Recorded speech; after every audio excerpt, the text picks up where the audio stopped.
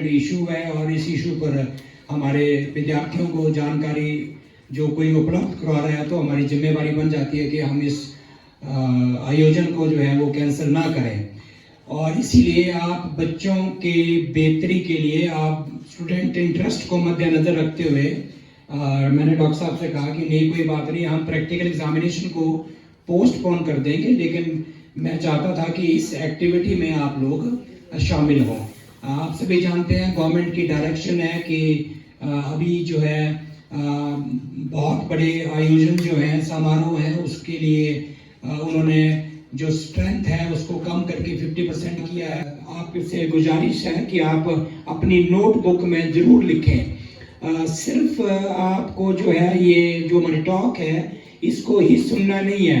अगर आपको लगता है कि जो है कोई पॉइंट आपको नोट करना है आप नोट करें, और एक ब्रेन स्टॉर्मिंग सेशन भी हो सकता है। मैं चाहूँगा कि हमारे विद्यार्थी जो है हमारे स्टूडेंट्स बाद में डेलीब्रेशन के बाद जो है वो सवाल जवाब करें, कुछ पूछें। और ये बेहतर मौका है हमारे मेडिकल के स्टूडेंट का, इवन ज्योग्राफी के स्टूडेंट का भी और बाकी स्टूडेंट का भी, कि आफ्टर ग्रेजुएशन अगर फर्दर पोस्ट ग्रेजुएशन करते हैं या फिर उसमें पीएचडी के लिए आगे जाते हैं तो आपके पास एक बेहतर विकल्प है कि आपके जिले में ही एक बहुत बेहतरीन जो संस्थान है कई वर्षों से कार्य कर रहा है। मैं अभी डॉक्टर साहब से पूछ रहा था, ये कह रहे हैं कि हमारे पास कम से कम 40 स्टूडेंट हैं जो इस संस्थान के साथ जुड़े हैं और डिफरेंट एरियाज में डिफरेंट फील्ड्स में जो है वो अपनी पीएचडी कर रहे हैं, डॉक्टरेट कर रहे हैं। तो आप बच्चों के लिए भी एक बहुत सुनहरा मौका है, क्योंकि जो बायोडाइवर्सिटी है कुल्लू जिले की बहुत रिच है और बहुत ज़्यादा रिसर्च का स्कोप है। इसीलिए ये आज की जो टॉक है बड़े ध्यान से आपको सुननी पड़ेगी। सबसे इम्पोर्टेंट है कि इस कोविड पेंडेमिक के दौरान किसी तरह की एक्टिविटी को जो हम अंजाम दे रहे हैं, ये सारी एक्टिविटीज स्टूडेंट इंटरेस्ट के लिए है। This is National Institute of Himalayan Environment. I would like to thank from bottom of my heart to our principal sir for in a very short time he has given us a opportunity जो आके हम अपनी बात कर सकें। बहुत कम समय में हमको उन्होंने मौका दिया, तो उसके लिए उनका बहुत तहे दिल से धन्यवाद अदा करते हैं। और रिसर्च के फील्ड में सर से भी बात भी हो रही थी, सर का भी काफ़ी बहुत बड़ा अनुभव है रिसर्च के फील्ड में काम करने का। वो उन्होंने सर ने बताया ब्राउन बियर से सर काफ़ी काम करते हैं यहाँ पे। तो क्योंकि लास्ट ईयर कोविड था, जैसे सर ने बताया हमारी मुलाकात नहीं हो पाई और कोविड केस से, तो अभी हमने सोचा कि कुछ हम टाइम निकालें और कुछ बात करें जो हमारी बायोडाइवर्सिटी है पर्टिकुलर हिमालयन रीजन की और हिमाचल की, उसमें जो चैलेंजेस आ रहे हैं। क्लाइमेट चेंज एक बड़ा चैलेंज है, उसको कैसे मिटिगेट करना है, क्या क्या स्ट्रैटेजी हो सकती है पर्टिकुलरली यंगर जनरेशन की, क्योंकि को ही आगे देखना है कि किस जो चैलेंजेस हैं इसको कैसे मिटिगेट करना है। प्रॉब्लम उसके लिए भी खड़ी होगी, तो समाधान भी हम लोगों को मिल करके बैठ करके ब्रेनस्टॉर्मिंग करके तभी निकाल सकते हैं इसका हम लोग। और वो विशेष तौर पे जो यंग जनरेशन है उनके पास भी ये चीज़ें पहुँचे कि क्या क्या इश्यूज हो रहे हैं ग्लोबली और हमारे जो रीजनल और लोकल स्केल पे क्या क्या चेंजेस हो रहे हैं और उसको कैसे मिटिगेट कर सकते हैं। हमारा उनके साथ इंटरेक्शन हुआ तो, और भी जो आज का सिनेरियो है गवर्नमेंट का भी फोकस है और हमको भी खुद लगा कि ये जो प्रॉब्लम है आने वाली जनरेशन की, आने वाले टाइम की प्रॉब्लम है और आने वाले टाइम में यंगर जनरेशन ज़्यादा अफेक्ट होगी इससे। आपने सुना भी होगा एक क्लाइमेट एक्टिविस्ट है जो काथा है, उनका आपने वीडियोस वगैरह भी देखेंगे यूट्यूब में, तो काफ़ी रहता है उनका, काफ़ी एग्रेसिवली वो बोलती भी हैं। जो कॉप की मीटिंग्स होती हैं, यूनाइटेड नेशन फ्रेमवर्क और क्लाइमेट चेंज की जो कॉन्फ्रेंसेज होती हैं IPCC की, उस पर काफ़ी एग्रेसिवली बोलती हैं। और यंगर जो जनरेशन है उनके लिए मेजर इशू है कि इसको वो लोग किस पर्सपेक्टिव में सोचते हैं। हमारे कविताओं में बताया गया है कि ये हमारी रक्षा कर रहा है क्योंकि हिमालय अधिक है, अटल है, और जो दुश्मन है दूसरी कंट्रीज में या दूसरे देश में उनसे हमको बचाता है, कि हमारे लिए नेचर प्रोटेक्टर भी है। तो इसकी बात करें, यंगेस्ट माउंटेन चेन है ये हमारा वर्ल्ड का। It is very fragile unique ecosystem. It evolve due to this collision of the Eurasian and this Indian and Eurasian जो लैंडस्केप है, अफ्रीका का जो पार्ट टूटा 40 मिलियन साल पहले, उससे ही बन करके हिमालय बना। लैंड की बात करें जो हमारा भी स्केल है करीब 3000 किलोमीटर का है और 250-300 किलोमीटर इसकी चौड़ाई है और हाइट की बात करें 300 मीटर से लेकर 8,000 मीटर तक का ये जाता है पूरा Himalaya.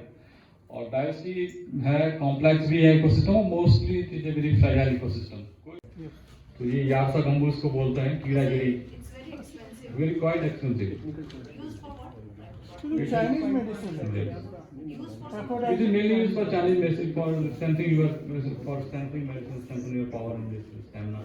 So particularly in the China, there are so many companies जो openly बेचती हैं इसको। मैं चाइना गया था 2017-18 में, तो वहाँ पर छोटे छोटे बॉटल्स में इसको पैक करके बेचते हैं वो लोग। तो वहाँ पर ओपन है, China has a different type of system, different type of environment. तो ये है, पर यहाँ पर है, रिकॉर्ड हुआ है उनको। तो पर ये कि थोड़ा लीगल नहीं है अभी इंडिया में, इसका लीगलाइज नहीं हुआ है। तो गवर्नमेंट की कोशिश को भी थोड़ा प्रॉपर लीगलाइज किया जाए, क्योंकि ये सारा माल जो जितना भी कीड़ा जड़ी है सारा एक्सपोर्ट होता है China through the route from the Nepal and this Sikkim वाले एरिया में। और कुछ एरिया में हम लोग इसको प्रमोट कर रहे हैं अभी, किर्तन वैली और सैंड वैली इस एरिया में।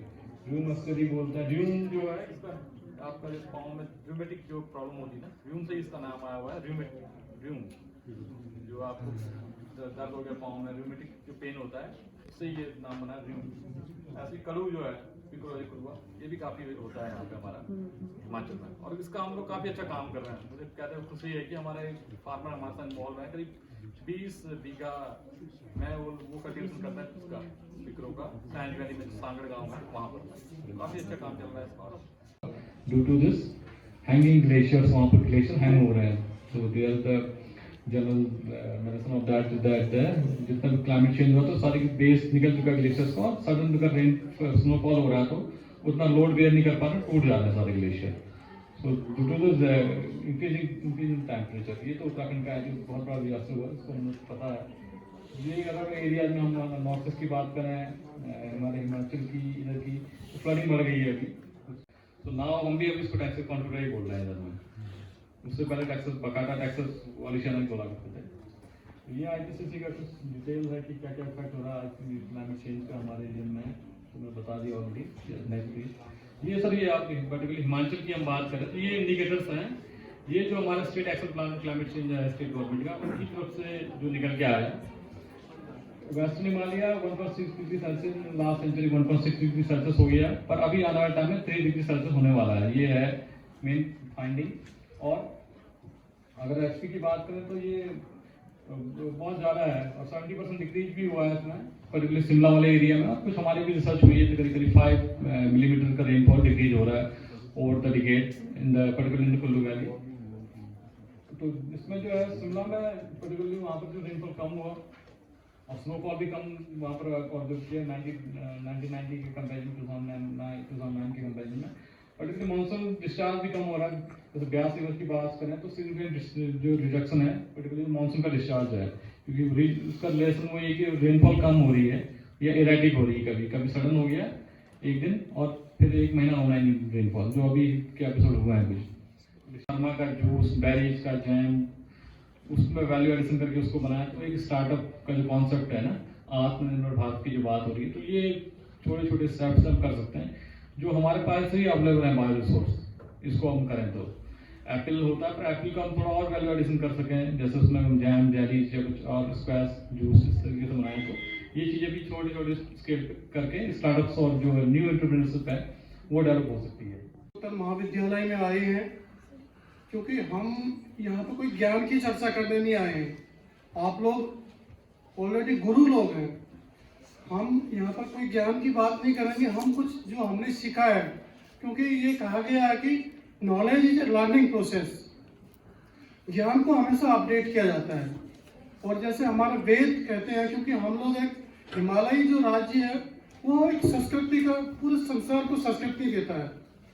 आप कुल्लू में क्यों हो, आप सब लोग हिमाचल में, people of Himachal are well connected, क्योंकि आप लोग एक संस्कृति, एक सभ्यता और एक जो ये दैवी शक्ति है उसके साथ जुड़े हुए हैं।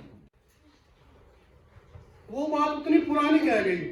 मैं एक बहुत छोटे से चीज पे काम करता हूँ, conservation and management of native bees and associate pollinators for sustainable agriculture, crop production, livelihood biodiversity maintenance and ensuring the health of ecosystem.